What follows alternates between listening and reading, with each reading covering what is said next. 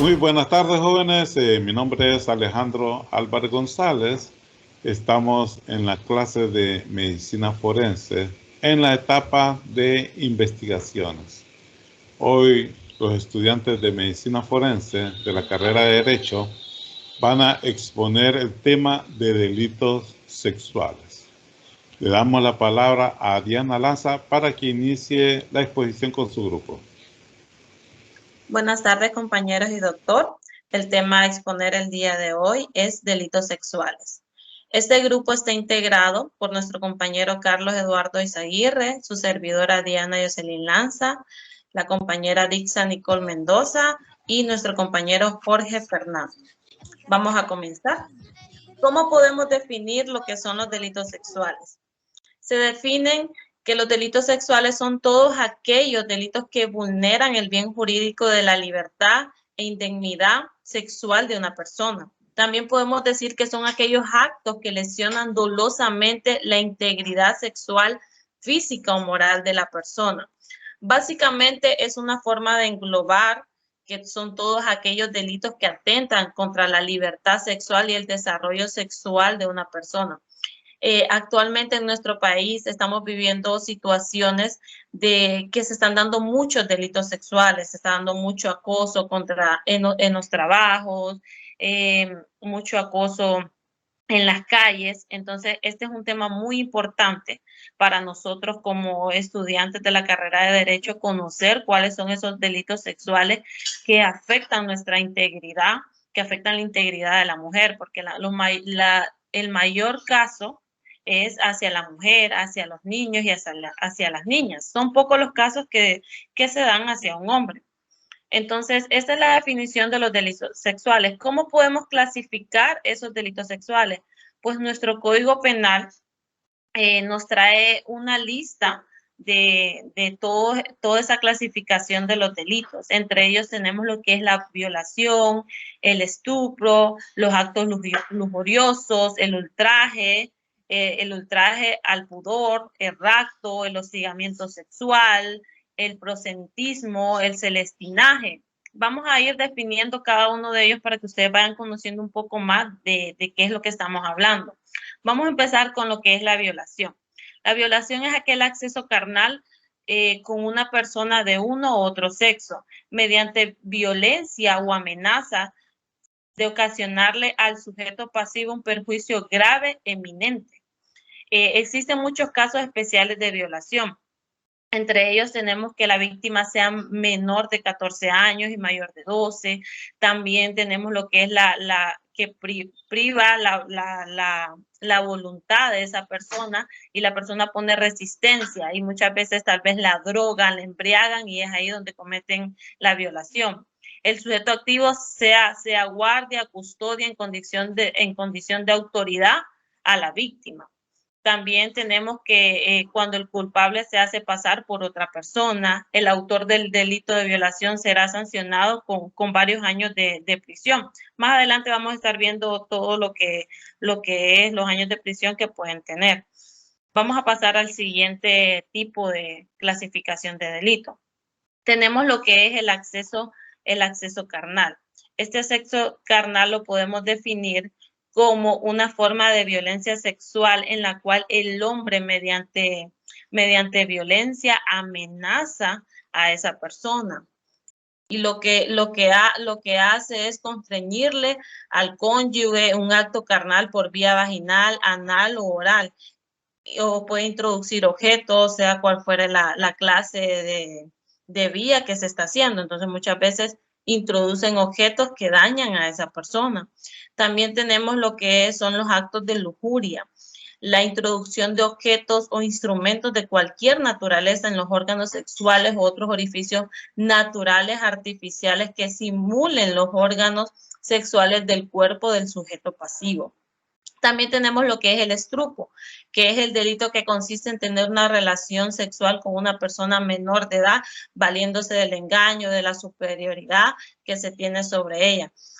Muchas veces todos estos actos se dan bastante en lo que es los hogares hondureños, porque tal vez no se dan las violaciones o todos estos actos por personas ajenas, sino que muchas veces en el mismo hogar están pasando estas situaciones con nuestros niños y niñas y tal vez los padres no se dan cuenta.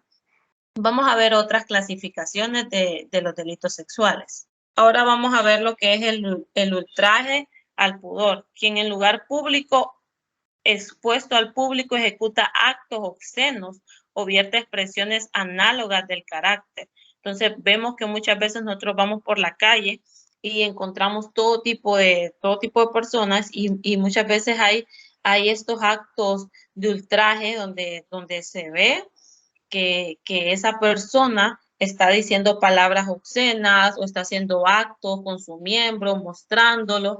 Entonces, todo esto afecta a la parte psicológica y es un tipo de delito sexual.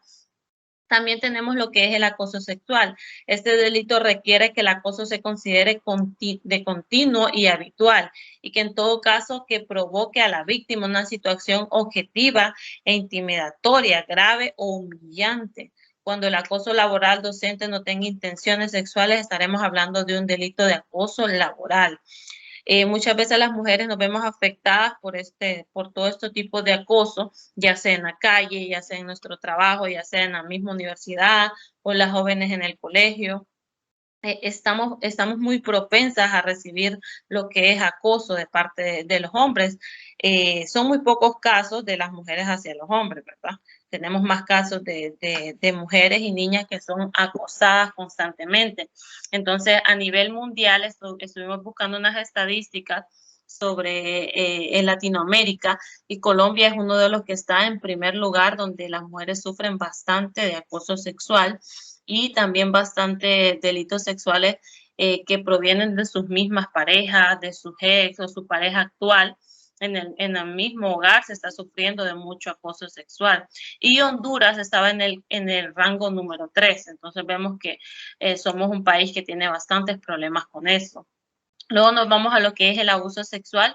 El abuso sexual comprende cualquier forma de contacto sexual con fuerza o intimidación o amenaza cuando la persona se haya privada de la razón o sentido, ya sea por enfermedad mental o porque ha sido intencionalmente drogada o embriagada. Es por eso que tenemos que tener mucho cuidado como mujeres y hombres que tal vez muchas veces en una fiesta o en algún lugar se puede dar estos casos de que a su bebida o algo les pongan algún tipo de droga y esto hace que usted pierda la razón, sepa dónde está o qué está haciendo y pueda sufrir de una violación o un acoso sexual o que la vayan a tocar, ultrajar. Entonces tenemos que cuidar nuestra dignidad, tratar de siempre mantenernos con otras personas, conocidos o andar con familiares, porque muchas veces los amigos también pueden ser traicioneros. Entonces, es necesario cuidarnos, sabiendo que estamos en un país muy peligroso, que se está dando a diario estas situaciones de acoso sexual y de violaciones. Entonces, tenemos que cuidar nuestra integridad. Vamos a seguir viendo más clasificaciones y entre ellas tenemos la agresión sexual y violación. Que la violación sexual es una forma que agrava la agresión sexual. En este caso hay acceso carnal por vagina, anal o bucal o el acceso del miembro corporal o objetos por vía vaginal o anal, que era lo que estuvimos hablando de lo que es las violaciones, que se dan bastante en el seno familiar.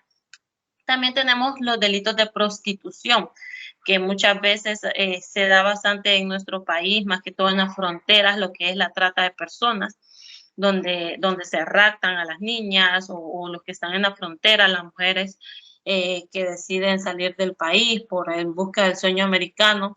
Entonces muchas veces son raptadas para prostituirlas y está el proxeneta que las obliga a prostituirse. Entonces este también es un delito sexual. Luego vemos lo que son abusos y agresiones a menores de 16 años, que son personas que realizan estos actos sexuales en menores, que podrán ser castigados como culpables de abuso sexual porque es una menor de 16 años. Entonces, vemos cómo todas estas clasificaciones que tiene nuestro Código Penal son casos que se están dando a diario. Entonces, es necesario siempre mantenernos al pie de lucha, mantenernos avispados o pilas para poder cuidar nuestra integridad, y como abogados debemos de manejar todos estos tipos de delitos y todas estas agresiones que pueden sufrir las personas a nuestro alrededor. Entonces esto sería todo con lo que es la clasificación de los delitos y las definiciones, y vamos a pasar a lo que son los elementos jurídicos de los delitos sexuales.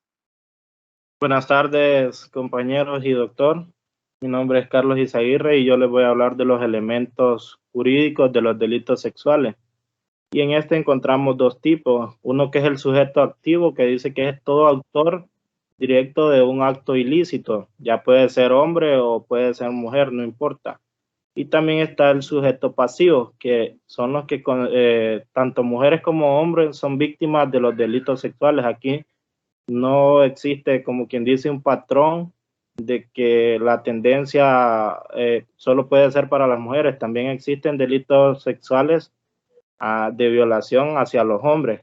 Y también podemos encontrar otros tipos de elementos, los cuales son el elemento negativo, que básicamente es el que exige la falta de acceso carnal, como lo decía la compañera, ya sea por vía vaginal, anal o bucal, y la introducción de un miembro corporal u objeto, ya sea por las vías primarias, perdón. Y también tenemos el elemento objetivo, que se centra en la realización de actos que atentan contra la libertad sexual de otras personas. Podemos también encontrar el elemento subjetivo, que reside en un ánimo lúbrico o libidinoso del culpable. Pero, ¿qué es libidinoso? Básicamente son dos tipos de conductas que tiene el culpable. Una de ellas es tocar intencionalmente a alguien menor de 16 años de edad de manera vulgar u obscena. Y la otra es pedir a una persona menor de 16 años de edad que cometa un acto de lujuria. Y nos pasamos al elemento instrumental, que este es básicamente la forma de emplear un delito, que normalmente es por medio de la violencia o la intimidación. Pero buscando un poco de información sobre los delitos sexuales, encontramos que hay un tipo de jurisprudencia que dice que ha determinado la necesidad de la anulación de la voluntad del sujeto, sino hasta que la violencia o la intimidación sean suficientes para convencerle de que se le cometerá el delito y que no siga prolongando su oposición, porque tarde o temprano va a pasar la violación.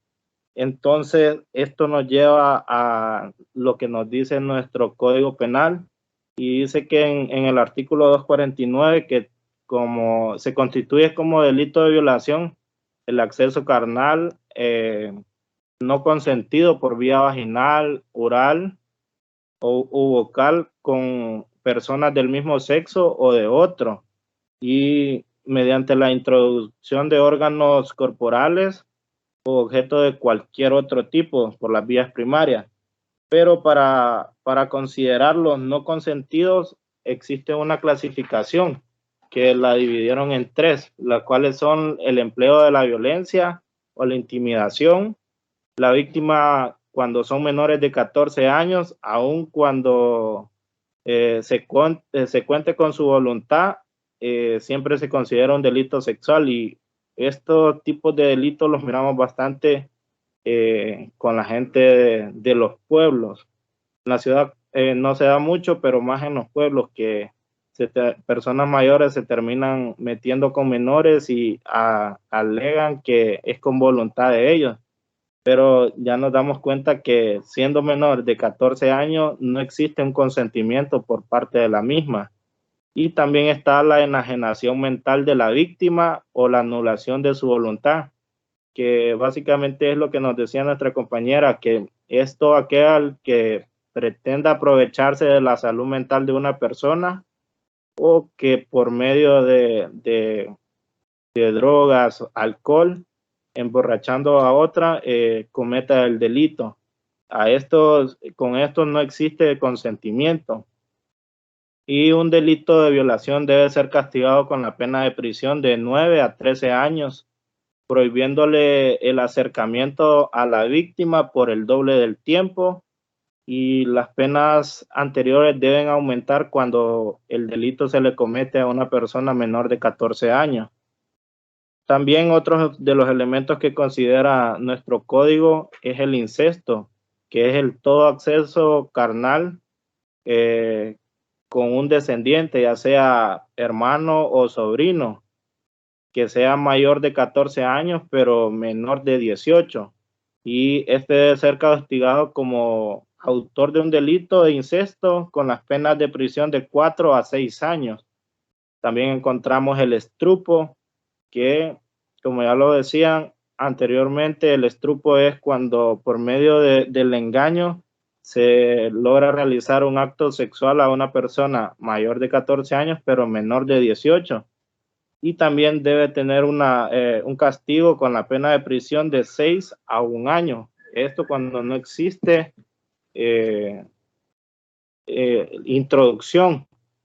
penetración, perdón. Y también nuestro código cuenta con agravantes específicas, que existen una serie de factores legales que nos detalla que el autor, cuando se produce un delito y se utiliza un arma de fuego u otros instrumentos peligrosos que atenten contra la salud de la víctima, si este es un agravante específica. También otro de los agravantes es cuando el autor ha puesto en peligro por imprudencia grave la salud o el bienestar de la víctima y ha comprometido gravemente su salud. Y cuando las víctimas son vulnerables por la edad, por situación de enfermedad, y esto básicamente es cuando se meten con menores de edad o con personas con algún tipo de discapacidad mental. Y cuando la conducta ha estado acompañada de actos particularmente degradantes para la víctima, sean realizados en contexto de violencia de género. Otra de las agravantes específicas es cuando los hechos se cometen por la actuación conjunta de una o más personas en un acto de violencia. Otro de los elementos que se considera en nuestro código es el hostigamiento sexual, que como ya lo mencionaba nuestra compañera, esto se da mucho en las relaciones laborales, en los colegios, en las universidades y hasta en las iglesias, en la religión. Y estos mediante se hacen ver de manera pidiendo favores de naturaleza sexual, y con tal comportamiento provocan un daño físico y psicológico, más que todo a las mujeres.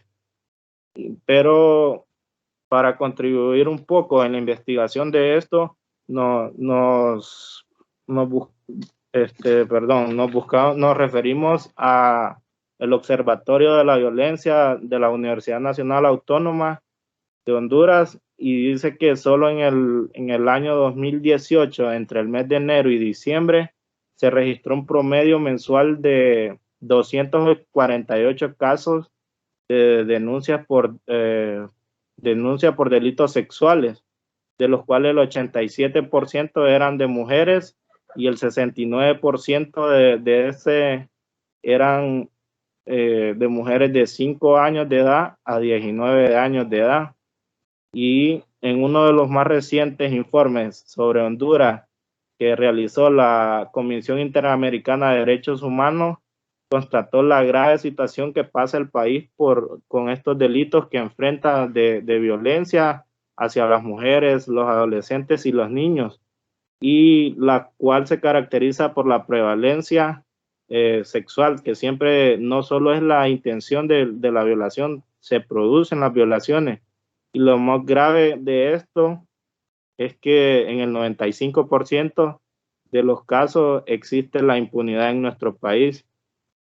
y eso nos hace ver mal como país, puesto que con el nuevo Código Penal al sistema jurídico se le critica que lejos de mejorar con estos temas de violencia, se ha incrementado, porque a raíz de la reducción de las penas en los delitos sexuales, con los delitos sexuales, esto ha disparado el crecimiento de los mismos, y se ignora que las mujeres son vulnerables a la violencia, así como lo dice la Convención Interamericana para prevenir la violencia y sancionar y erradicar la violencia hacia las mujeres.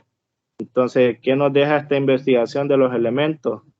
Que utilizando la estadística que teníamos, somos el tercer país que presenta estos índices de violencia sexual, pero lejos de mejorar, podemos decir que vamos empeorando por el hecho de que se está reduciendo las penas, lo que le abre las puertas a las personas que pretenden hacer estos delitos. Con ustedes sigue nuestra compañera. Bueno, ahora vamos a hablar acerca de los aspectos médico-legales. Entre ellos vamos a tener lo que son objetivos de la pericia y lo que hay que cumplir para seguir ese procedimiento. Entre los objetos tenemos lo que es el diagnóstico del acceso carnal, de la violación, el diagnóstico de la manera que se realizó esta violación y la vinculación que tiene el acusado con el hecho. Para ello se van a realizar lo que son exámenes de la víctima, exámenes al acusado y una examinación de la escena. Para el examen de la víctima se requiere una correcta examinación y acudir con un mandato del funcionario. También el lugar de la examinación tiene que ser adecuado, tiene que ser privado, ya que la víctima está sensible, pasó por un delito, entonces tiene que ser algo donde ella pueda abrirse a que le realicen bien el examen. Una posición correcta de la víctima para una correcta recolección de las muestras. Es indispensable que haya una enfermera con ella y hay que ser objetivo en las apreciaciones que se van a tomar en cuenta. Para el examen médico legal, este va a comprender de un interrogatorio, de una inspección, de exámenes de lesiones y muestras de laboratorio. En el interrogatorio se le van a hacer una serie de preguntas a la víctima, y entre ellas tenemos lo que es cuándo sucedió el hecho, la fecha y la hora. Esto es muy importante, ya que esto puede ser si fue un día festivo, si fue un día laborable, si fue un día de semana, si fue fin de semana, cómo se llevó a cabo el hecho, si fue la víctima fue llevada al escenario, si fue obligada, fue de manera voluntaria, fue por un engaño, si fue mediante amenazas con arma u otra forma de intimidación, dónde tuvo lugar el hecho, si fue en un hotel, en una casa, en la casa de un amigo, si fue al aire libre, quiénes o quiénes la agredieron, si fueron conocidos para la víctima, si fue la persona con la cual ella mantenía una relación, ¿por qué? ¿Por qué se realizó este acto? Si fue por venganza, si fue por rencor, deseo. También en la inspección se van a tomar en cuenta los aspectos de tipo constitucional, la estatura, el peso, la actitud, las facies, los gestos. En el tipo constitucional se va a tomar en cuenta lo que es el biotipo, si es normolíneo, brevilíneo, longilíneo, las facies, si es inexpresiva, si es alegre, si estaba ansiosa, si estaba colérica, si estaba triste, si estaba dolorida en ese momento, qué actitud tiene la víctima, si estaba de pie, si estaba sentada, la estatura, el peso que ella tiene, el desarrollo musculoesqueléticos y de los genitales. El tipo constitucional, la estatura y el peso, esto nos va a permitir dar indicios acerca de la historia de la imposibilidad física de resistirse que tenía la víctima.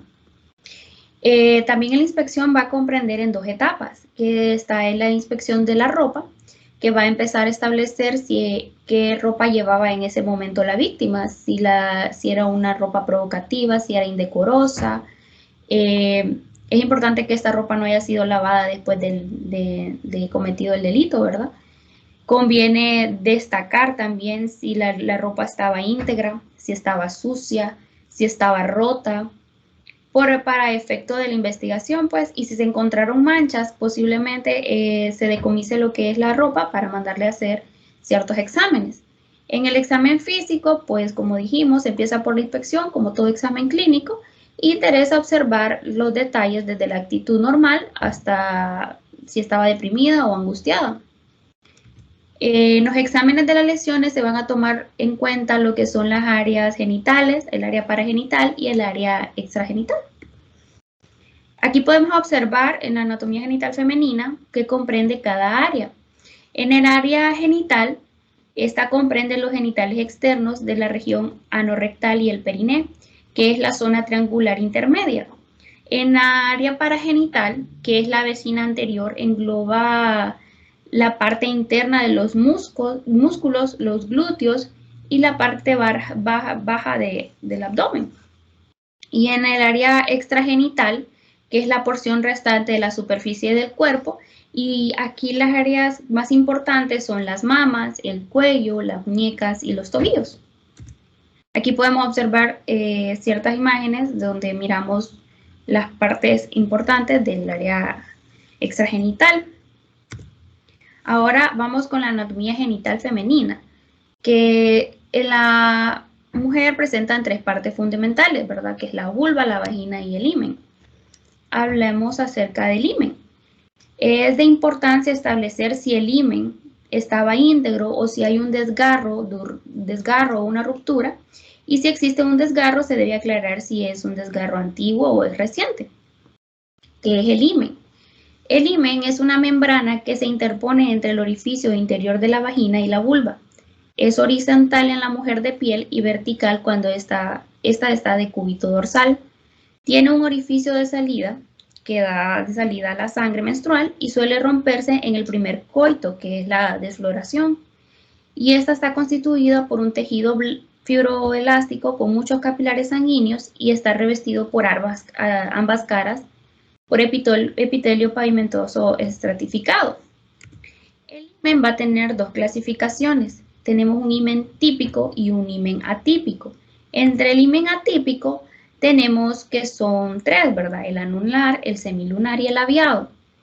En el anular, vamos a observar que es un orificio comúnmente más redondeado, de una posición central, y este se va a romper en las horas 2, 5, 7 y 10, siguiendo la forma de un reloj, ¿verdad? En el semilunar tenemos un orificio superior de la membrana por debajo de la media luna. Los puntos débiles son el 4 y el 8. Y el labiado, que es un orificio más alargado en la línea media y está dirigida de un lado al otro. Sus puntos débiles son el 6 y el 12. Ahora tenemos lo que es la clasificación del himen atípico. Tenemos el septado o tabicado, que es un tabique horizontal o vertical que divide el orificio. Tenemos el coliflor, que también se le llama el cribiforme, que son prolongaciones que se disponen unos sobre otros. Y el imperforado, que carece de un orificio y se requiere de una intervención quirúrgica para la salida de la sangre menstrual. En la clasificación del himen se va a ver según la cantidad de orificios que tenga. Ya puede ser imperforado, doble, único, cribiforme, según su borde, ya sea liso, festoneado. En la evaluación de la ruptura del himen vamos a establecer primero qué tipo de himen encontramos. Se va a ubicar la posición que tenga la ruptura y que la verdadera ruptura llega hasta el borde de la inserción. Y podemos notar que si es reciente, vamos a ver signos de inflamación y tienen que ser en menos de 10 días. Y si es una ruptura antigua, estaremos viendo una ruptura en forma de V, con labios recubiertos de epitelio y no por un tejido cicatrizal, y tiene que ser mayor de 10 días. La defloración. La defloración es la ruptura de la membrana himenial producida por la penetración de un pene erecto Otras causas por las cuales se puede dar la defloración son maniobras traumáticas, procesos patológicos, y vamos a clasificarla en una defloración completa, en una incompleta, y en una reciente y una antigua. Las características de la defloración reciente, vamos a tener que unos bordes de desgarro son vivos, son cruentos, están sangrantes, son rojos, son tumefactos.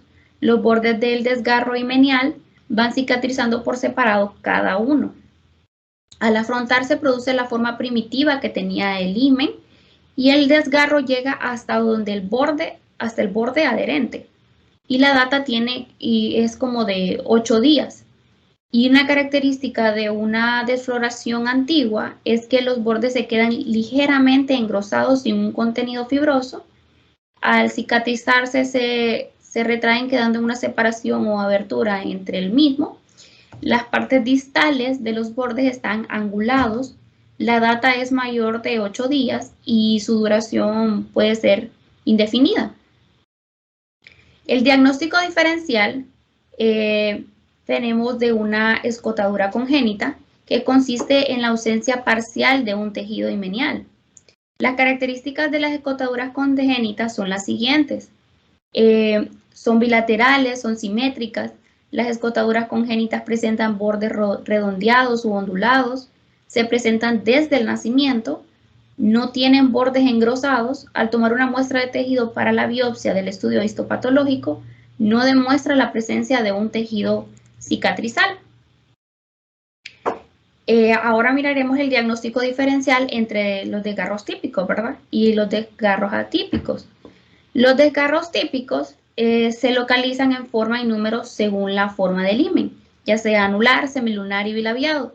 En el anular vamos a ver que se va a dar de lado a lado de manera simétrica.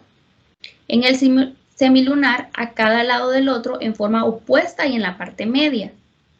Y en el himen bilabiado, en la comisura labial o posterior anterior. En el desgarro atípico, se va a ver que su localización y distribución es diferente a lo anterior mencionado, y el verdadero desgarro debe de llegar hasta el borde de la inserción.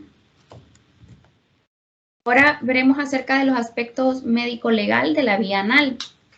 La técnica de este examen es que se coloca al paciente de rodillas sobre la mesa, con el tronco y la cabeza más bajos que las nalgas y que pueden ser separados por las manos del paciente.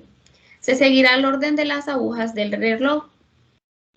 Aquí interesa establecer que si hay signos de violencia, ya sea reciente o de un coito habitual. Como signos de violencia reciente se pueden citar el desgarro triangular en la hora 6, el desgarro de alguno de los pliegues anales, los desgarros rectoperineales, la hemorragia incoercible en desgarros de paredes anorrectales o perineales. Como signos de un coito habitual, actualmente es admisible como sugestivo, son las cicatrices antiguas que tiene el ano. El ano es infundibuliforme, el borramiento de los pliegues radiados, la piel anal hiperqueratótica y la eversión mucocutánea. Ahora hablemos sobre las muestras de laboratorio.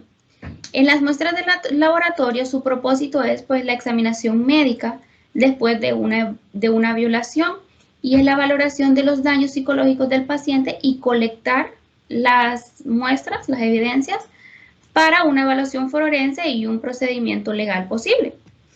Entre estas, lo que se le va a mandar a hacer a la paciente son una serie de exámenes y entre ellos se tiene una prueba de embarazo para descartar un embarazo ya preexistente antes de la violación, las pruebas de RPR o VDRL, que son pruebas para detectar sífilis, VIH, pruebas de alcohol en sangre, drogas en orina, un peinado púbico, hisopado vaginal, muestra de espacios subunguiales. Esta muestra de espacios subunguiales es por si la paciente impuso resistencia y en una de esas aruñó al violador y quedaron rastros de ella debajo de sus uñas. Muestra con hisopo seco estéril del surgo balano prepucial, que eso es en el violador. Examinación de la ropa interior en búsqueda de secreciones, grupo sanguíneo tanto de la víctima como del violador. fibras y pelos que corresponden a la víctima en el lugar del hecho, tóxicos, muestras de manchas y muestras para ETS preexistente. Ahora hablemos del coito reciente. El semen consta de dos fracciones, una porción celular o espera, que contiene los espermatozoides que representan el 95% del volumen, y la porción líquida o plasma seminal, que contiene las enzimas y representa el 95%. De acuerdo con Parik, conviene analizar el contenido vaginal de la mujer, tanto en espermatozoides móviles como en espermatozoides inmóviles. Los espermatozoides móviles nos van a decir que la eyaculación tiene aproximadamente 3 horas. Y si son inmóviles, la eyaculación fue 24 horas antes. Se han detectado en ropa, en manchas de ropa, espermatozoides inmóviles de por lo menos un año después.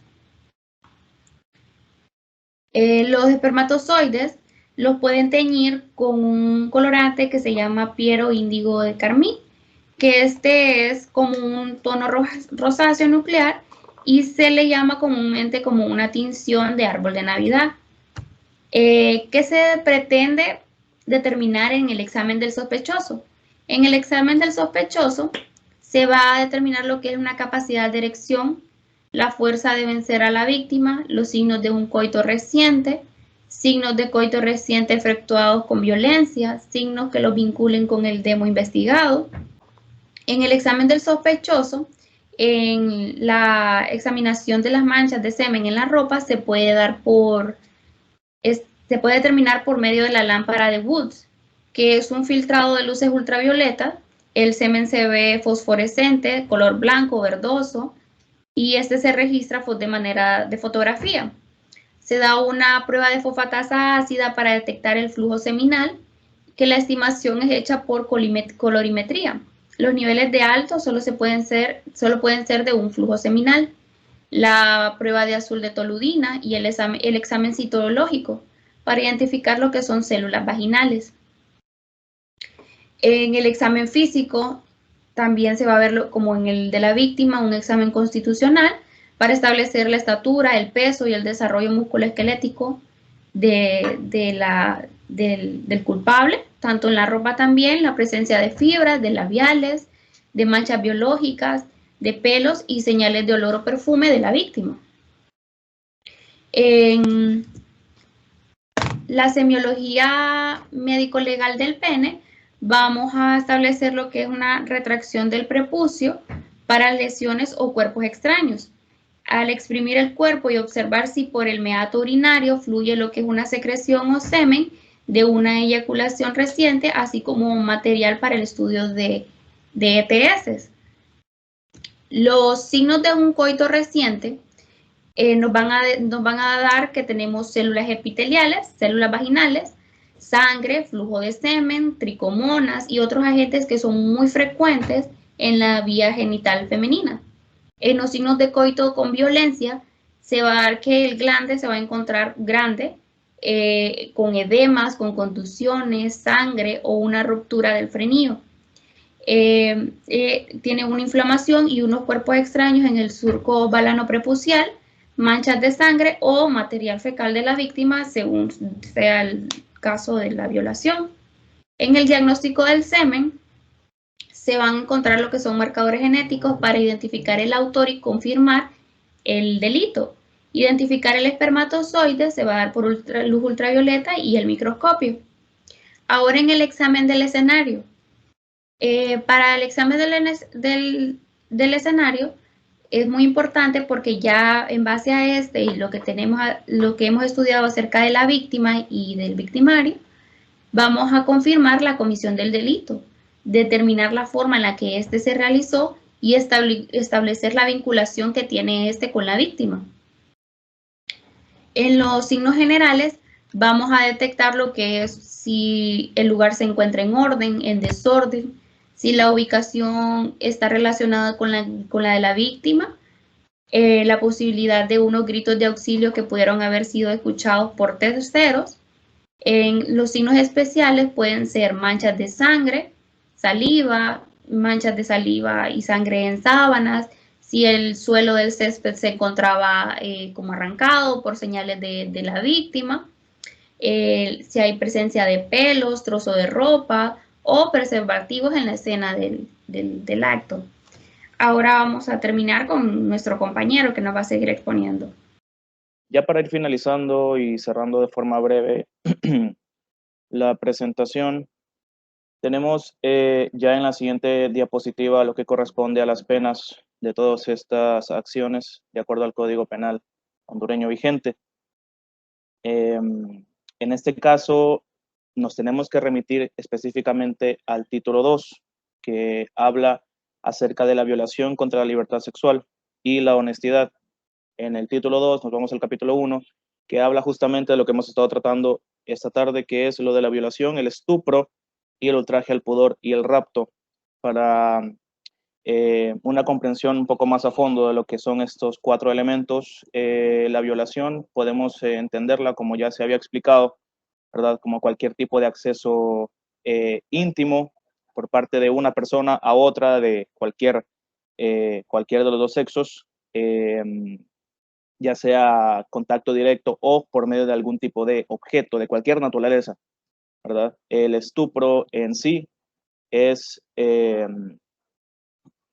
prácticamente la aplicación del engaño, ¿no? De parte del victimario a la víctima para poder sustraer a la misma y poder tener acceso carnal de forma sexual, ¿verdad?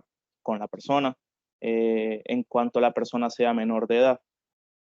El ultraje al pudor, como estaba mencionando el compañero al principio, faltas en cuanto a, se puede dar también por hostigamientos en vías públicas y cuestiones así que correspondan a este término. Y el último es el rapto, ya muy parecido al estupro, solamente que el rapto es ya directo, o sea, no se emplea ningún tipo de intimidación, no se emplea ningún tipo de engaño tampoco, y se sustrae a una persona de uno u otro sexo. Bien, ya pasando directamente al artículo 140, es el que nos indica que es constituyente el delito de violación. Ya aquí nos explica de forma jurídica cómo está previsto este delito en el Código Penal, ¿verdad? Cuando hay acceso carnal, como decía al principio, con persona de uno u otro sexo mediante violencia o amenaza, ¿no? Ocasionándole al sujeto pasivo esa serie de lesiones, esa serie de marcas y esa serie de consecuencias que hemos estado viendo a lo largo de la exposición. Más que todo, desgraciadamente, en la mujer es mucho más recurrente, ¿verdad? Que sean víctimas de este tipo de delitos, muchas veces por sujetos que se hacen valer de su corpulencia, ¿no? De su posición en cuanto al hogar, en cuanto al trabajo, ¿verdad? Desgraciadamente, pues en este país, como en muchos otros, es muy recurrente ese tipo de escenarios. Ya se puede ver también con el cónyuge, como bien lo dice el artículo 140, el cónyuge compañero de hogar son los que tienden a tener este comportamiento violento de carácter sexual contra su cónyuge. Bien, cuando ya la violación ocurre, el Código Penal nos dice que se pueden establecer ciertos tipos de violación especial. Ya cuando tocamos el tema de violación especial tenemos que expresar los incisos, que son los siguientes. Cuando la víctima sea menor de 14, menor de 14 y mayor de 12 años, está entre uno de los grupos etarios que lo podemos también ver en el Código de la Niñez y la Adolescencia. Comprende de grupos etarios de la niñez y la adolescencia, como bien se lo mencionaba, en el que pueden aplicar agravantes si se comete un delito tanto de carácter sexual como de otro tipo de carácter contra personas que estén dentro de estos grupos. Si es, como decíamos, menor de 12 o mayor de 70, también es un agravante. Ya lo mayor de 70 se sale de los grupos etarios porque solamente corresponden a la niñez y la adolescencia, pero podemos también, por lógica, discernir que una persona de 70 años tiene muy pocas probabilidades de defenderse contra un abuso de este tipo. Un agravante también del delito de violación en este caso sería si la persona se cometen ese delito por medio de una o más personas, ya estamos hablando de un delito muchísimo más complejo, en el que no solamente una persona participa, sino que también hace cómplices a otras. También que la víctima se haya privada de razón o de voluntad. En este caso, pues se puede emplear también algún tipo de narcóticos, algún tipo de sustancias psicotrópicas que puedan influir también en la persona, tanto que en la víctima esté bajo esas influencias, ¿no?, de drogas o embriaguez. El tercer inciso que encontramos en el artículo 140 nos dice que el sujeto activo está encargado de la guardia o custodia de la víctima, ¿verdad? Que se valga de esa condición. En este caso ya hablamos de una violación especial contra un menor de edad, que en muchos casos así es. Cuando hablamos de guardia y custodia de una persona, se nos viene a la mente lo primero, un menor de edad que queda a cargo de una persona, que esa persona, como los niñeros o niñeras, se aprovechan, ¿no?, de esa intimidad que se les brinda con el niño o niña para poder cometer ese acto. Pero también recordemos, no solamente los niños tienen necesidad de tener cuidados especiales, también adultos o personas de la tercera edad que estén en una condición en la que no se les permita quedarse solos o valerse por sí mismos, también cumple ese inciso que cometería una violación especial. Rápidamente vemos también que el culpable pues se hace pasar por otra persona, ¿verdad? También empleando el engaño. Luego, ya para entrar más a fondo con las agravantes de estos delitos, ya estamos viendo que el aumento de la pena también se aplica, ¿verdad? Si el agresor comete el delito a sabiendas de que es portador de un síndrome de inmunodeficiencia adquirida, plecavirus, que es de inmunodeficiencia humana, que es el SIDA o VIH, o una enfermedad contagiosa de carácter sexual incurable, ¿verdad?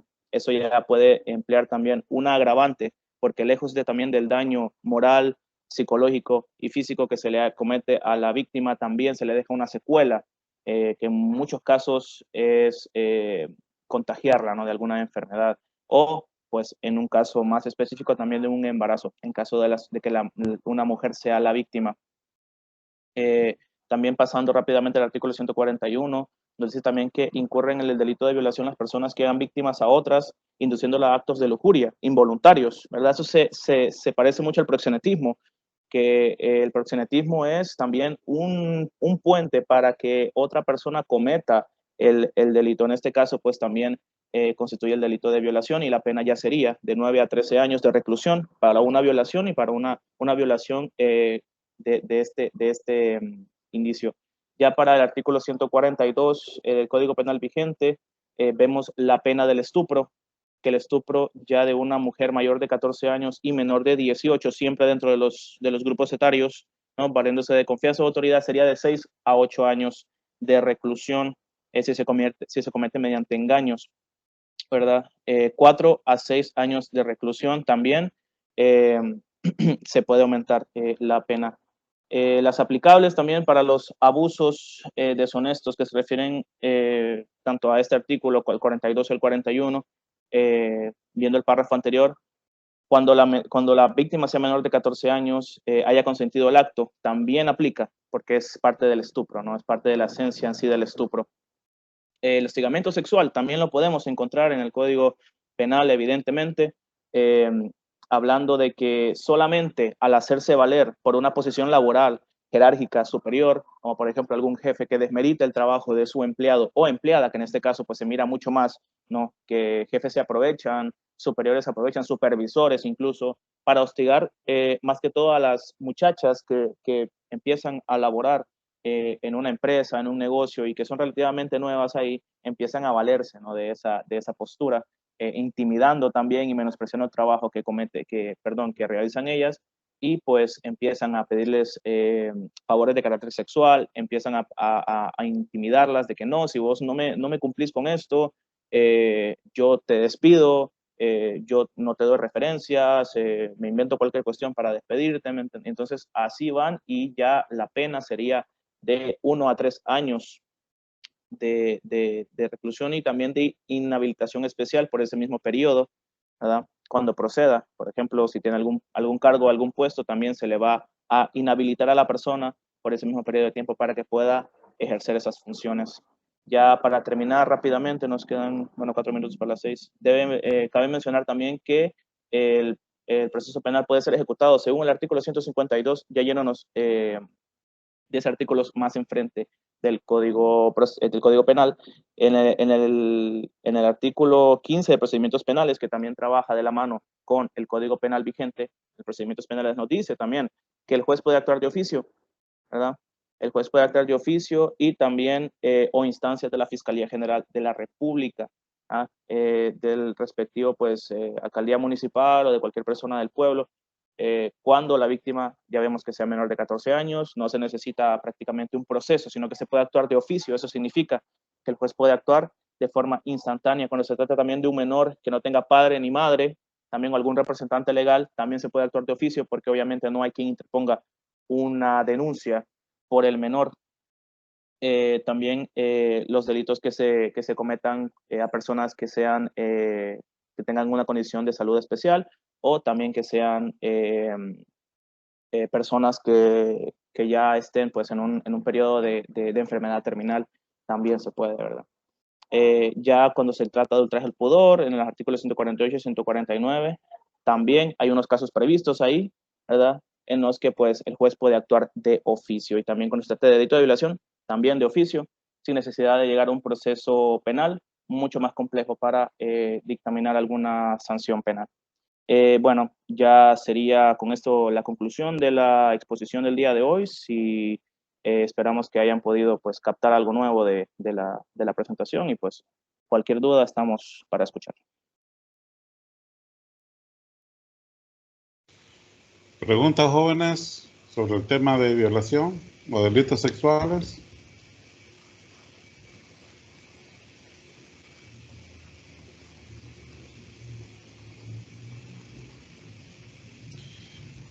Bueno, considero que la exposición estuvo muy buena, bien completa, aunque no dejaron suficiente tiempo para preguntas y respuestas, ¿verdad? Yo siempre hago varias preguntas, pero ya no hay más tiempo.